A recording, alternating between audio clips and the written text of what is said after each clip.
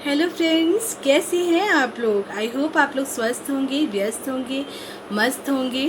और मैं एस्ट्रोलॉजर मीनाक्षी आज फिर से अपने चैनल पर आप लोगों का स्वागत करती हूँ, अभिनंदन करती हूँ और दिल से धन्यवाद करती हूँ कि आप लोग मेरे इस चैनल को देखते हैं और इसको लाइक शेयर और सब्सक्राइब ज़रूर करिए और करते रहिए। शेयर करना बहुत ज़रूरी है, इसको शेयर करते रहिए ताकि सही लोगों तक ये पहुंच सके। आज मैं आप लोगों को गणेश चतुर्थी के बारे में बताने के लिए आई हूँ और गणेश चतुर्थी है 29 अप्रैल से रात में 10:09 से स्टार्ट हो रही है और 30 अप्रैल को रात में 7:10 पर समाप्त हो रही है। ये गणेश चतुर्थी का संकष्टी चतुर्थी का मुहूर्त है। इस मुहूर्त में आप पूजा पाठ कर सकते हैं, गणेश जी को मना सकते हैं, उन्हें खुश कर सकते हैं। आप लोगों को सबको ही पता है कि गणेश चतुर्थी मंथ में 2 बार आती है, 2 बार गणेश चतुर्थी पड़ती है।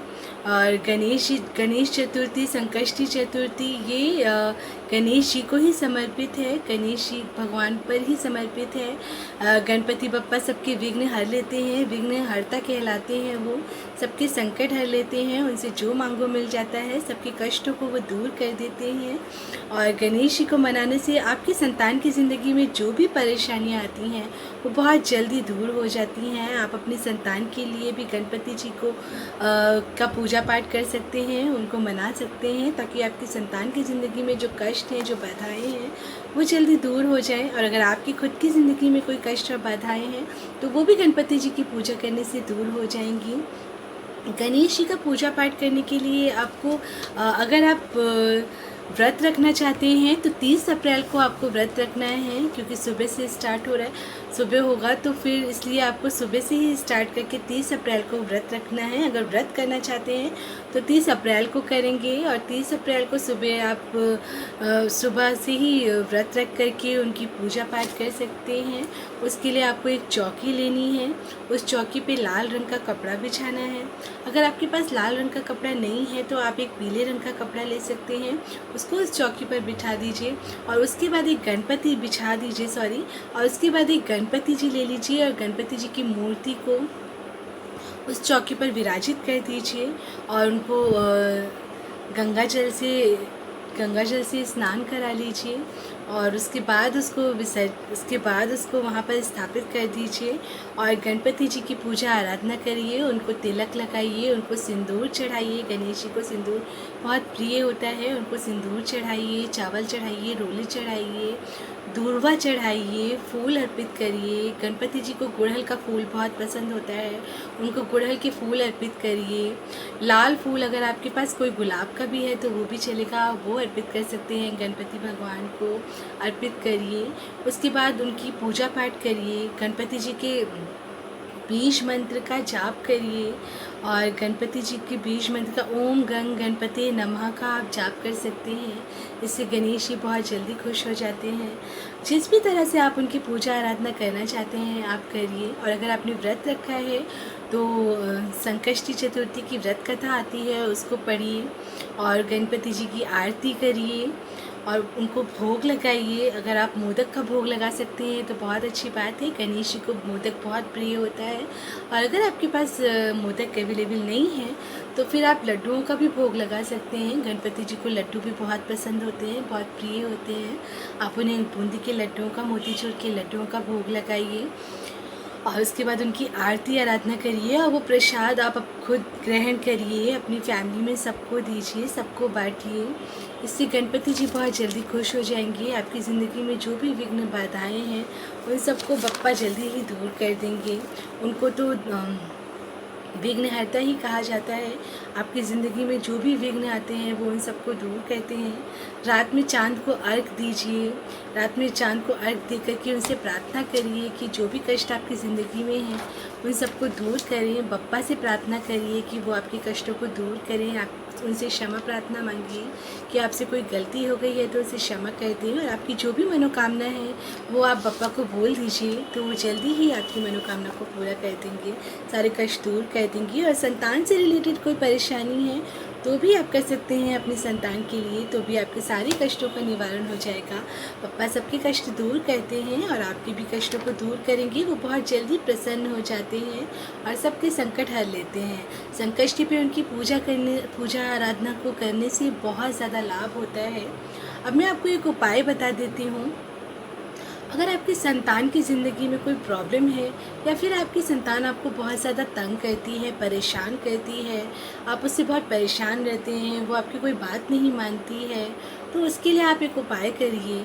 आप 27 बार गणेश जी का नाम लिख लीजिए, एक पेपर ले लीजिए और केसर और हल्दी ले लीजिए। केसर और हल्दी का घोल बना करके किसी भी पेन से या अनार की कलम से एक कागज़ पर ओम गंग गणपति नमः, ओम गंग गणपति नमः, ऐसा आपको 27 बार लिखना है। और 27 बार इसको कागज़ पर लिख कर के आपको 6 इलायची लेनी है और वो 6 इलायची लेकर के आपको उस पेपर में रैप करके रख देना है साथ में ही। और उसके बाद आपके बच्चे का कोई कपड़ा होगा उसको ले लीजिए, कोई साफ़ सुथरा कपड़ा जो उसने पहना ना हो, धुला हुआ हो, उस कपड़े को लेकर के उसको उसमें बांध दीजिए और उसको उसी कपड़ों में डाल के कहीं छुपा करके रख दीजिए। उसको फिर पहनना नहीं है, रखी रहिए।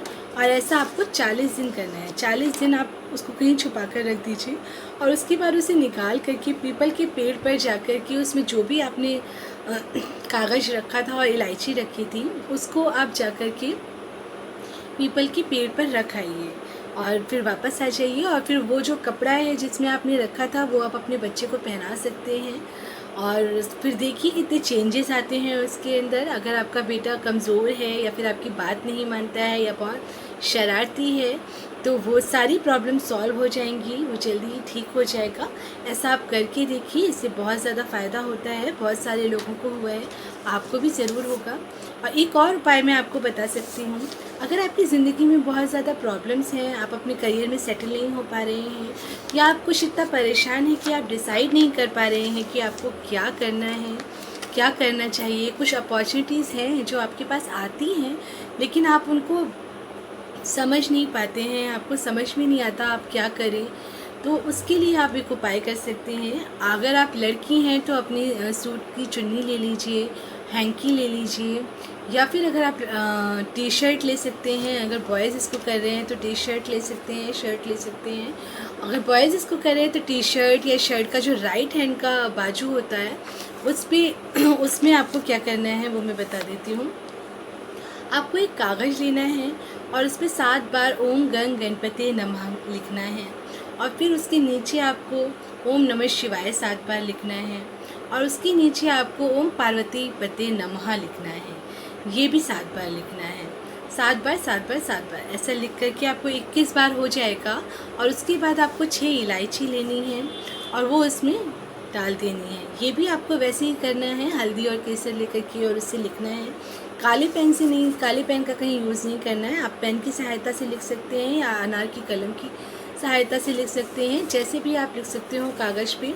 उसको हल्दी केसर से लिख लीजिए मंत्र को और फिर उसको अपनी शर्ट के जो राइट हैंड वाला बाजू होता है उस पर मोड़ के फोल्ड करके कहीं रख दीजिए और उस शर्ट को अपने कपड़ों में कहीं रख दीजिए।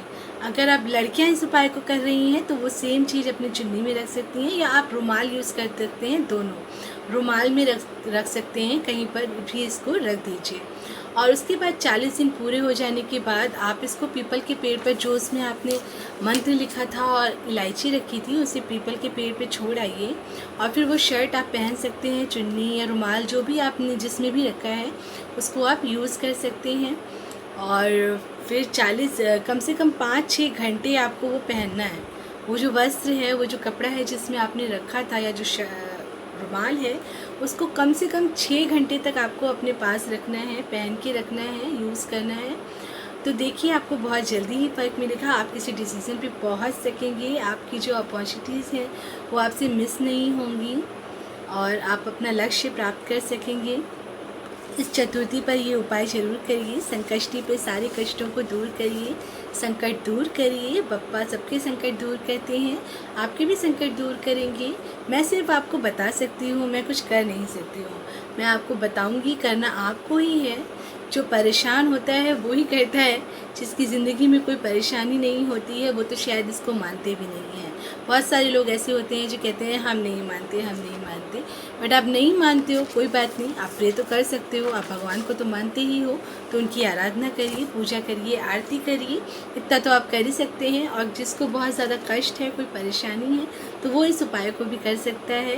बप्पा सबके दुख दूर करते हैं, सबके संकट दूर करते हैं, आपके भी ज़रूर करेंगे। और ये मेरा विश्वास है और आप भी विश्वास के साथ करिए तो ज़रूर हो जाएगा ऐसा। आप इस चैनल को शेयर करिए, लाइक करिए, सब्सक्राइब करिए, जो ज़रूरत है जिनको उन तक इस चैनल को पहुंचाइए। शेयर करना बहुत ज़रूरी है, तो प्लीज़ इसको शेयर करिए और लाइक करिए और सब्सक्राइब करिए ताकि आपको मेरा जो चैनल है उसके नोटिफिकेशन सबसे पहले मिल सके। तो प्लीज़ ऐसा करिए। आज के लिए बस इतना ही, फिर नेक्स्ट वीडियो में मिलती हूँ मैं, तब तक के लिए नमस्कार।